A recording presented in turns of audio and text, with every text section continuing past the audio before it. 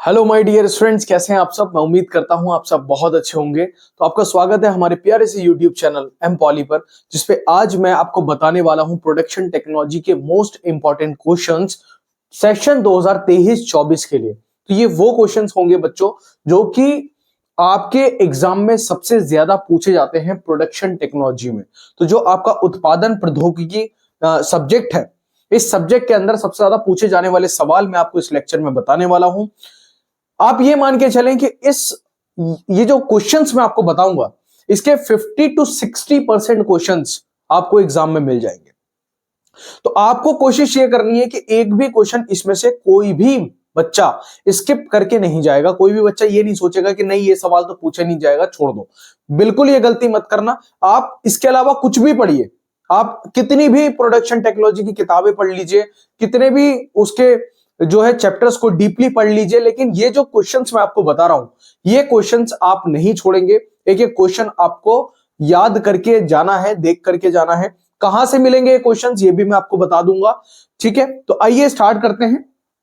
आपको जो पहला क्वेश्चन है, ये जो प्रोडक्शन टेक्नोलॉजी सब्जेक्ट है, ये बताना चाहता हूं 5th सेमेस्टर वाले स्टूडेंट्स के लिए है, जो कि पॉलिटेक्निक या फिर डिप्लोमा कर रहे हैं। तो 5th सेमेस्टर में उनके पास प्रोडक्शन टेक्नोलॉजी एक सब्जेक्ट होगा, जिसका जो एग्जाम है वो आने वाला है। तो 2023-24 के लिए जो सवाल हैं वो ये रहे। जो पहला क्वेश्चन आता है बच्चों, वो ये आता है, what are the different types of tool material, explain its characteristics. ये पहला क्वेश्चन है और सबसे ज्यादा पूछे जाने वाला क्वेश्चन भी है। ठीक है, ये क्या है, उपकरण सामग्री के विभिन्न प्रकार कौन से हैं, इसकी विशेषताएं बताइए। ये क्वेश्चन है पहला। क्वेश्चन को लिखते चलिए, साथ साथ लिखते चलेंगे। पेन पेपर सब लोग साथ में रखेंगे, कोई भी स्किप नहीं करेगा, क्योंकि मैं इन क्वेश्चंस को बीच बीच में आपको टिप्स भी देता चलूंगा कि आपको किस तरीके से इन क्वेश्चंस को सॉल्व करते जाना है। ठीक है, तो ये जो क्वेश्चन है, what are the different types of tool material, आपको लिखना है। पहले टाइप्स बताने हैं, उसके बाद उन्हें एक एक करके एक्सप्लेन करना है। ठीक है, सेकंड क्वेश्चन आता है, list the various operations performed on a lathe machine, explain any 3 operations with neat sketches. तो ये जो क्वेश्चन है, इसमें कह रहा है कि खराद मशीन पर किए गए विभिन्न कार्यों की सूची बताइए, किसी 3 ऑपरेशन को साफ सुथरे स्केच के साथ समझाइए। तो इसमें करना क्या है आपको, पहले तो कितने ऑपरेशंस परफॉर्म किए जाते हैं लेथ मशीन के ऊपर, वो आपको बताने हैं। उसके बाद आपने कोई भी 3 ऑपरेशन एक्सप्लेन करने हैं उनके डायग्राम के साथ, उनके स्केच के साथ। ठीक है, तो ये 2 मोस्ट इंपॉर्टेंट क्वेश्चंस है। उसके बाद थर्ड क्वेश्चन आपका आता है, give a neat sketch of the tail stock in a lathe, explain the function of a tail stock. ठीक है, तो खराद में टेल स्टॉक का एक साफ सुथरा स्केच बताइए, बनाइए। टेल स्टॉक के कार्य की व्याख्या करें। तो टेल स्टॉक जो है वो कैसा होता है दिखने में, आपको वो बताना है। दूसरा, आपको उसका फंक्शन बताना है कि वो करता क्या है लेथ मशीन के अंदर। और टेल स्टॉक सबको पता होगा कहां लगा होता है। ठीक है, चौथा क्वेश्चन है, give a comparative explanation of up milling and down milling. तो अप मिलिंग में और डाउन मिलिंग में क्या डिफरेंस है, ये आपसे यहां पे पूछना चाह रहा है। ये क्वेश्चन 2 तरीके से पूछ सकता है आपसे, या तो पूछ देगा difference between up milling and down milling, इस तरीके से भी ये क्वेश्चन पूछ सकता है आपसे कि अप मिलिंग में और डाउन मिलिंग में क्या फर्क होता है बताइए। तो वो आपको बता देना है। 5th question, how do you make a taper on lathe. तो लेथ पर टेपर किस तरीके से बनाया जाता है वो आपको बताना है। ठीक है, खराद मशीन पर आप टेपर किस प्रकार बनाएंगे, ये क्वेश्चन एग्जाम में पूछा जाता है, तो आपको इसकी प्रिपरेशन करके जानी है। 6th क्वेश्चन है, describe any one type of milling machine. तो कोई भी एक टाइप की मिलिंग मशीन को आपको डिस्क्राइब कर देना है, मतलब कि उसके बारे में अच्छे से डिटेल में आपको क्या करना है, डिटेल में उसको एक्सप्लेन करना है, डिटेल में एकदम एक्सप्लेन करना है। तरीका क्या होगा क्वेश्चंस को लिखने का, अभी लास्ट में आपको बताऊंगा। तो आपका जो क्वेश्चन नंबर 6 है वो यहां पर हो जाता है। उसके बाद आता है क्वेश्चन नंबर 7। क्वेश्चन नंबर 7 बोलता है कि discuss the difference between drilling and boring. तो ड्रिलिंग में और बोरिंग में क्या फर्क है, पहले तो वो बता दीजिए। Can boring be done on a drilling machine. तो क्या ड्रिलिंग मशीन से बोरिंग की जा सकती है क्या, ये पूछ रहा है। वाई, क्यों और क्यों नहीं, गिव रीजन। अगर आप बोल रहे हो कि जी सर कर सकते हैं, तो क्यों कर सकते हैं। और अगर आप बोल रहे हो नहीं कर सकते, तो क्यों नहीं कर सकते, आपको उसका रीजन बताना है। तो ड्रिलिंग तथा बोरिंग में अंतर पर चर्चा कीजिए। क्या ड्रिलिंग मशीन से बोरिंग कर सकते हैं, क्यों अथवा क्यों नहीं, कारण बताइए। तो ये क्वेश्चन भी एग्जाम में पूछा जाता है। एग्जाम में आपसे इस तरीके के क्वेश्चन बहुत पूछता है। क्यों ये भी बताओ, आपने कहा नहीं तो क्यों नहीं ये भी बताओ, ठीक है। Describe the quick return mechanism for a shaper.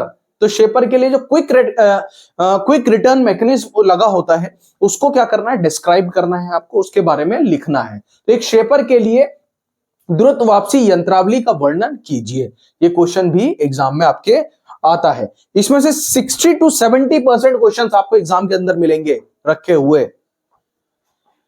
Describe laser beam machining. तो एलबीएम करके क्वेश्चन आपसे पूछता है कि लेजर पुंज मशीन का वर्णन कीजिए। LBM, laser beam machining. जहां एलबीएम के नाम से भी अगर पूछ ले तो समझ जाना कि लेजर बीम मशीनिंग की बात यहां पर कर रहा है, मुझसे यही पूछना चाह रहा है।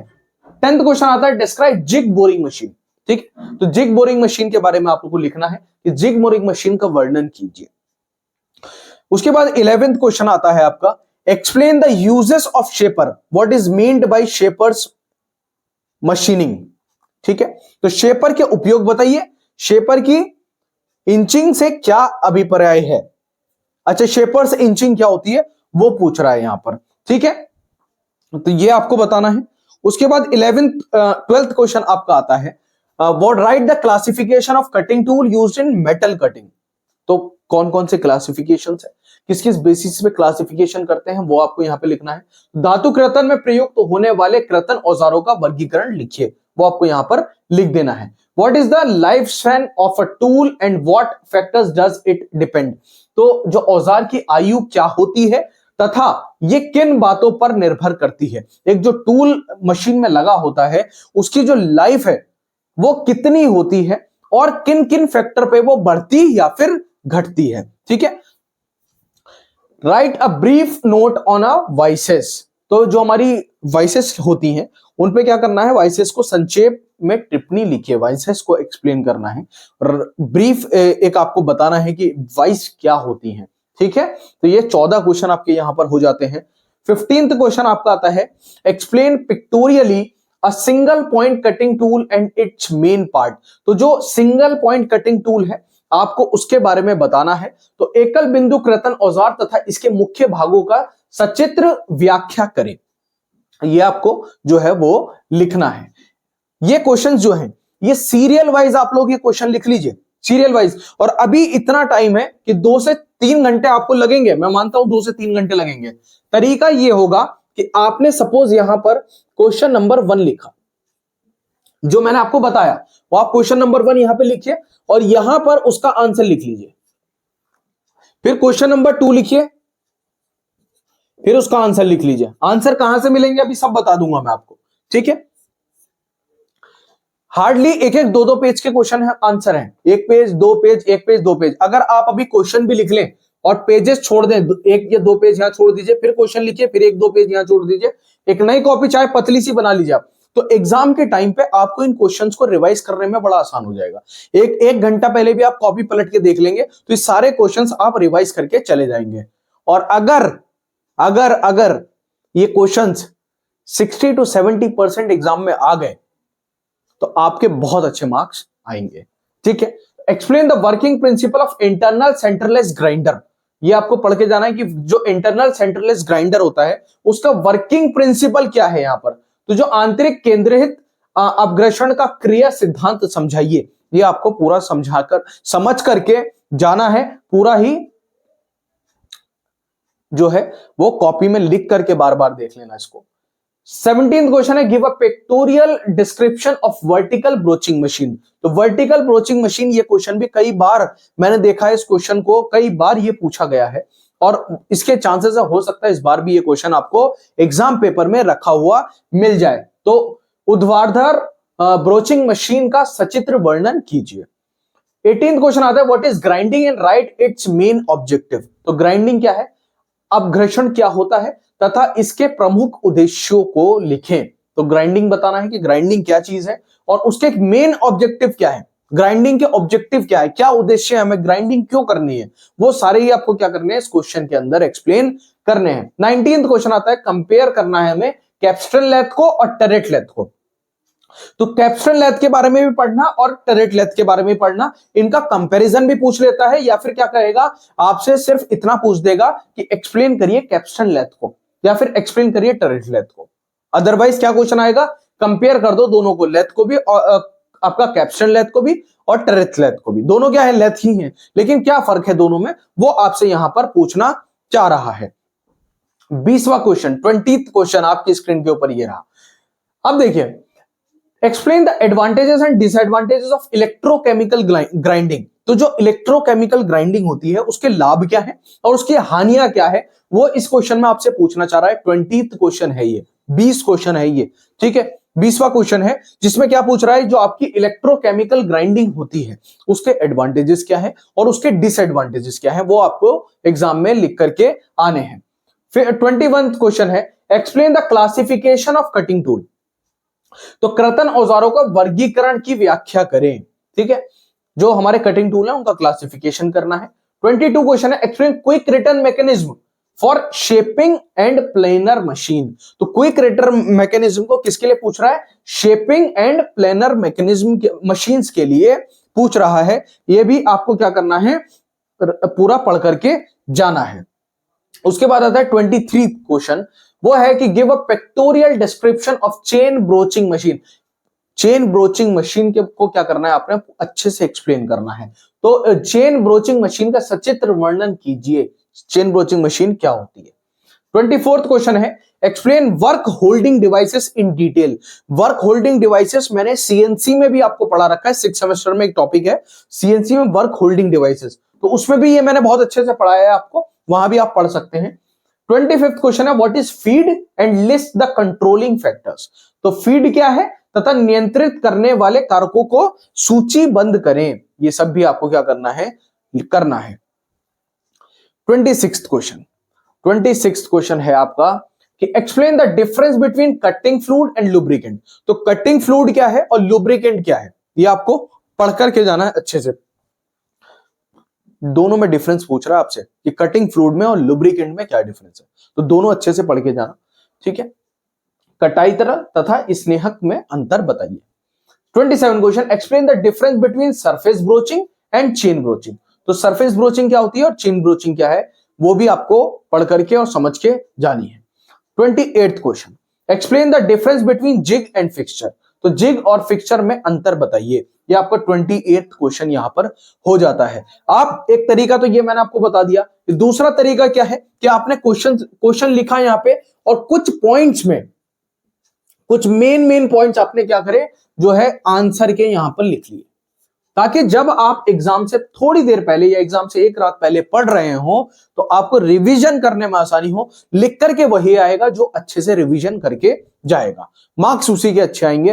रिवीजन बहुत इंपॉर्टेंट है, अगर लास्ट मोमेंट तक आप पढ़ते रहोगे तो लास्ट में क्या होगा, सारी चीजें आपके माइंड में मिक्स हो जाएंगी। तो मिक्स नहीं होने देना है, आपको सबसे ज्यादा क्या करना है, रिवीजन करना है। तो 30 के 30 क्वेश्चन जो ये मैं बता रहा हूं आपको, ये आपको बिल्कुल अच्छे से ब्लड में उतार के जाना अपने, अगर प्रोडक्शन टेक्नोलॉजी को क्लियर करना चाहते हो तो। उसके बाद 29th क्वेश्चन है, describe different types of milling cutters. तो विभिन्न प्रकार के मिलिंग कटर्स का वर्णन कीजिए, ये आपको करना है। 30 क्वेश्चन है, explain the ultrasonic machine process including it's important elements. तो जो अल्ट्रासोनिक मशीनरी प्रक्रिया को महत्वपूर्ण तत्वों सहित समझाओ, ये आपको समझाना है, ठीक है। 30 क्वेश्चन क्या हो गया आपका, अल्ट्रासोनिक मशीन से रिलेटेड हो जाता है। तो ये 30 के 30 क्वेश्चन मैंने आपको दे दिए हैं, ये समझ लीजिए मैंने रामबाण आपको दे दिया है। अगर ये 30 क्वेश्चन आपने कर लिए तो आपको प्रोडक्शन टेक्नोलॉजी में कोई फेल नहीं कर पाएगा।